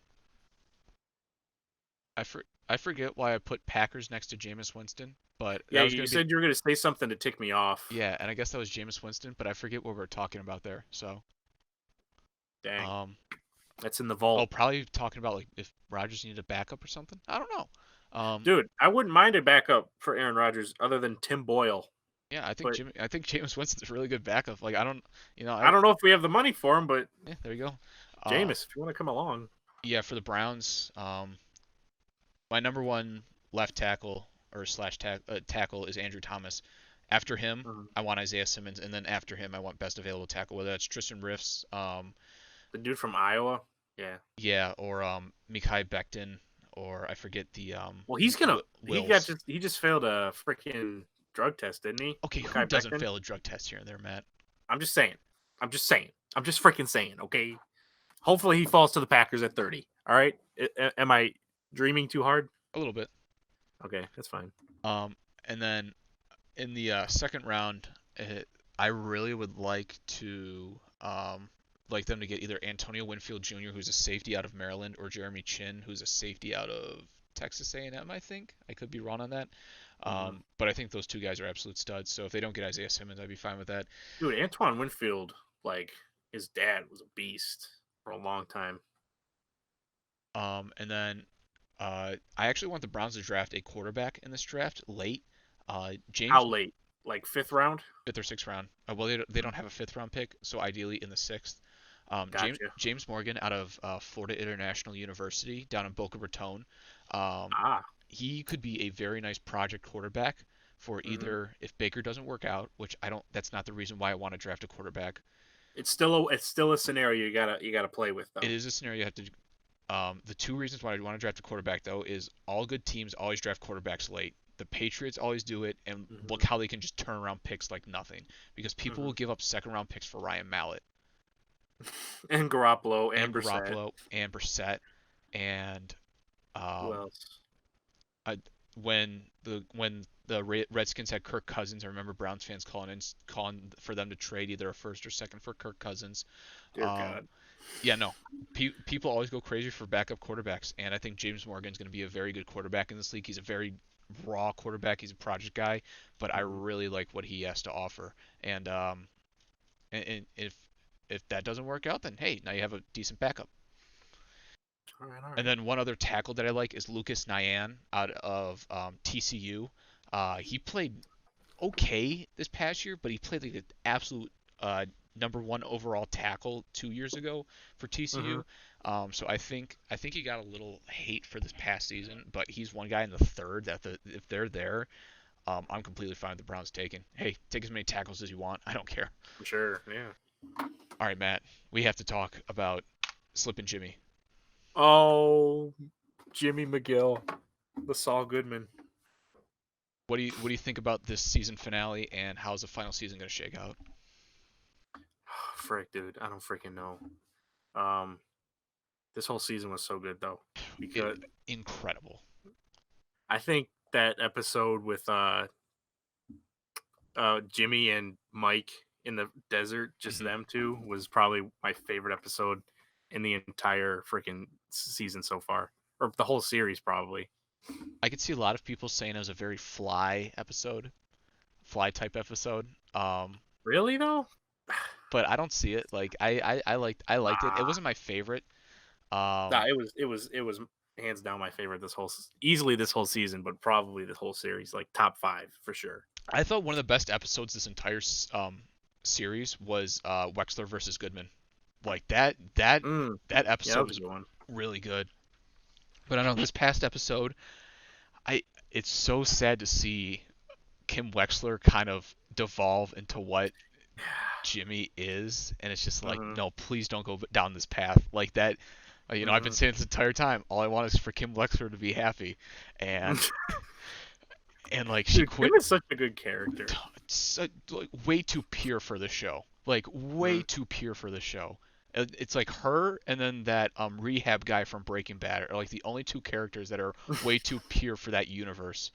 Um, and it's just like I, it's so sad to watch her do that. I don't know what's gonna happen. I don't know if she's gonna be the next one to order a vacuum cleaner if she gets into some Oh my serious, god, or if that's gonna happen to Nacho. I feel like Nacho's in some absolute deep stuff. dude! There's no way Nacho lives in this I series. thought I thought Nacho was dead season finale, but and he might be honestly the first season back for season six. He might be gone, but I hope Nacho gets out of it because like I think Nacho's deep down a good guy. I just think he's in too deep. Mm. Lalo is one of the best villains of any TV show Dude, ever. I was terrified because his introduction in season 4, I was like, okay, where are we going with this guy? And I wasn't like 100% sure if I was gonna be on board for this guy. Oh, you gotta go, but I'll keep going. But Lalo, dude, he was freaking probably the best character in this. Oh my god, I don't know. I don't want to overhype it, but like the great Breaking Bad villains, you got Tuco, you got Gus, like, and I think Lalo's right up there just because he's like he's like he can be that nice guy, but then he can also just freaking instantly, and he is just terrifying, and I don't want to be anywhere around him. I didn't hear exactly what you're saying about Lalo. Can you kind Dude of is top tier freaking Breaking Bad Better Call Saul villain. Dude is like likable and hilarious 1 second, and then he's like the most evil and menacing guy the next. I freaking love him. like I don't understand how they're able to create a villain almost as good as Gus Fring. Like Yeah, creating one villain like that is a career. Creating two villains like that is absurd. like I compare it to like the Dark Knight trilogy. You went from Scarecrow, who's a decent mhm. villain, and then you go to the Joker, and then Bane. Like Bane, if you didn't have the Joker before, would be pretty good. But it's like this. But then Breaking Bad comes, and it's like Tuco. Oh, Tuco is freaking great.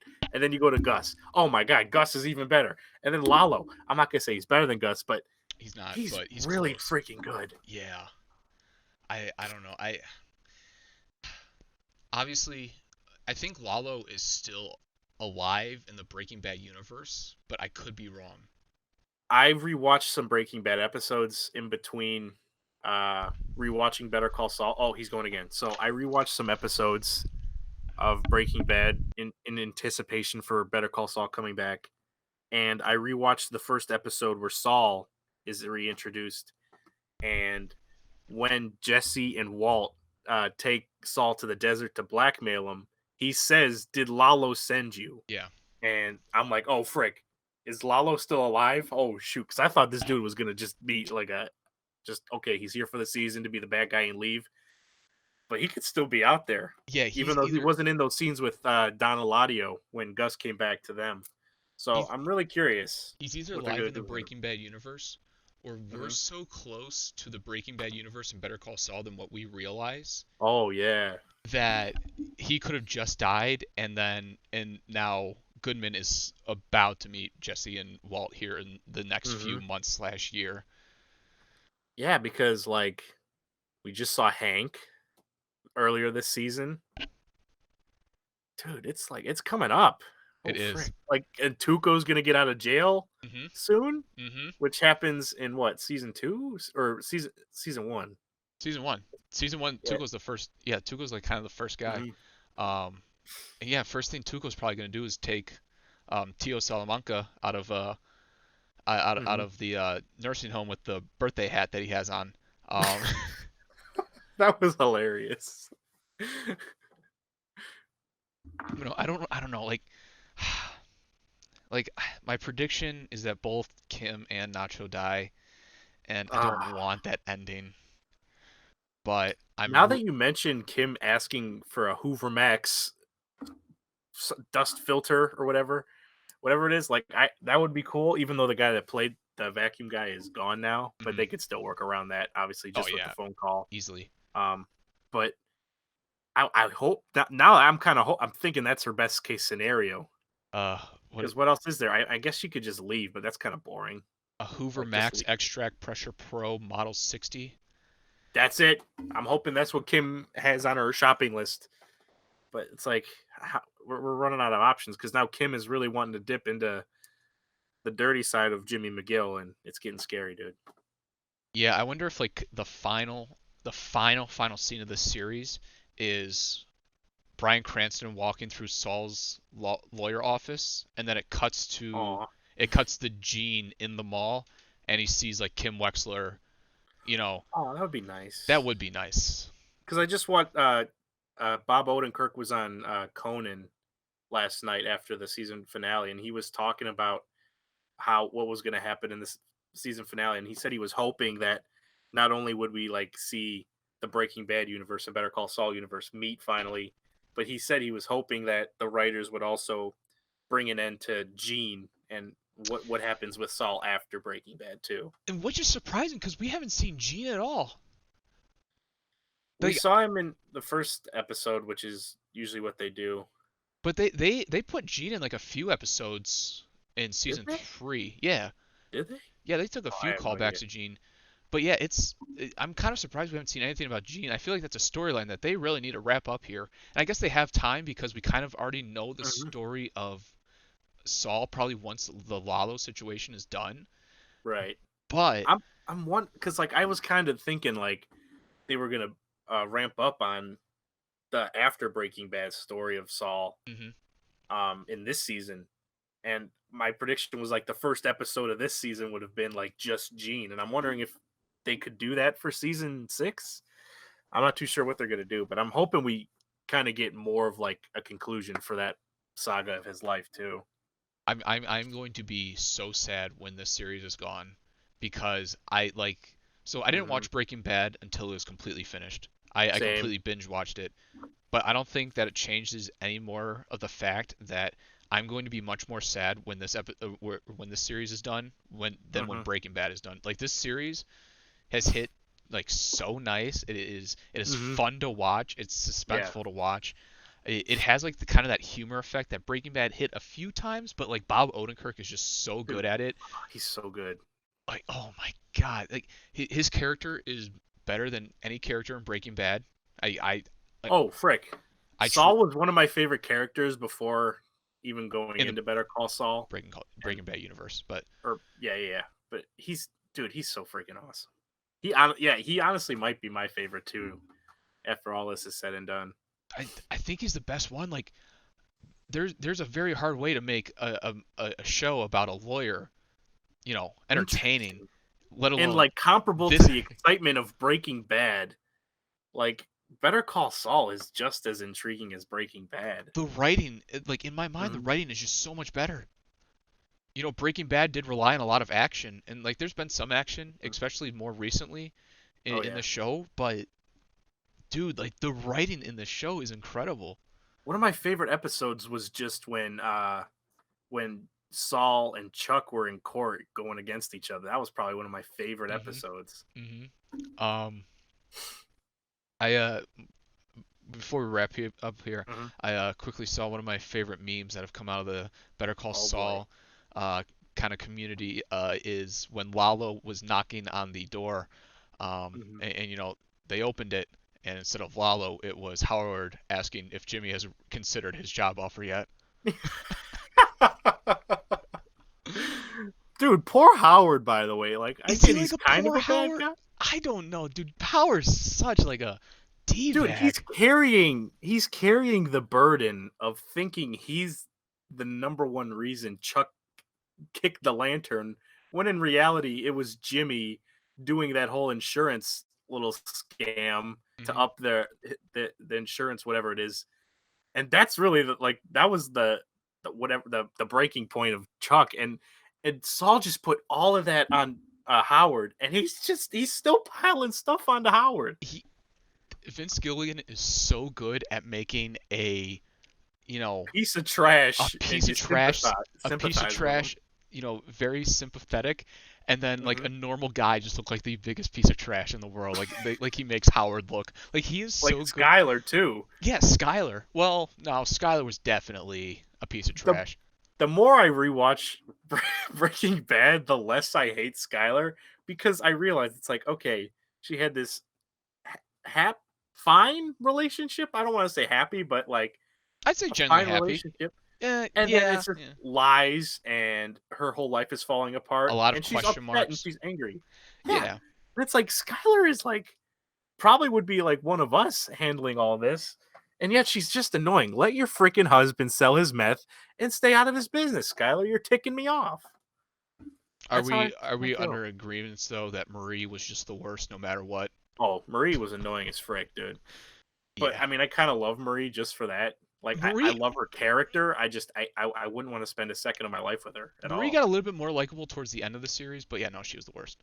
Yeah, Uh, once her husband died, I was like, okay, Marie, you know what? here's a pat on the shoulder. I'm sorry, I guess, but No, but yeah, he's no. annoying. But like Kim Wexler has been so likable this entire time, and Hmm. such an intriguing character when all she is just kind of like a stand-up lawyer, and kind of just does her job, and is all business. Like, how do you Hmm. make someone like that intriguing?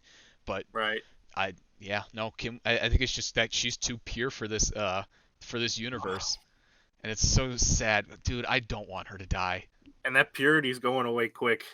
It Yeah, seems like. you could see it like kind of in the beginning of the episode when she like kept talking about all the like different ways, and like you could. She's such a good actor. I think it's like Rhea Hmm. Seehorn, I believe, isn't it? Yeah. Like her eyes just keep getting bigger as like she's Hmm. talking about all these different ways, and it's just like, oh my goodness, like why stop? For anyone listening to this, all right, if you haven't watched Better Call Saul, the ratings like are solid for network TV, Hmm. but they're nowhere close to what Breaking Bad was at its height. No, But freaking watch this show. Like the first 4 seasons are on Netflix. Freaking watch them and then catch up for whenever season 6 airs in like a year or two. But in it's so freaking good. quickly on what I was as I was with um Hmm. Kim getting more and more excited. Bob Odenkirk does a great job no matter what he's in, but when he's like kind of looking at Kim, Hmm. slowly falling off the deep end and kind of realizing it through his own Yeah, eyes, and Bob he's Odenkirk just nails like the yeah. expressions. He's so He's good. like, oh frick, I think I just ruined Kim. Yeah, yeah, yeah. Oh, All right, Matt. I don't think I have anything else for this podcast. Do you? let me check. Um, will Brandon Whedon be signed at all this year? Okay. All right, Matt. I'm not gonna even give Oh the yeah, spiel. No one even watches this anyways. Um, no, no, no, no. We will pimp our social medias here, Matt, here, in here. here, If you're listening to this audio only, over I here. don't know how, but hey, go ahead. Yeah, Follow you us got on YouTube Premium. follow us on Twitter at Brown Mamba Show. Add here somewhere, and have a good day. Have an A1 day.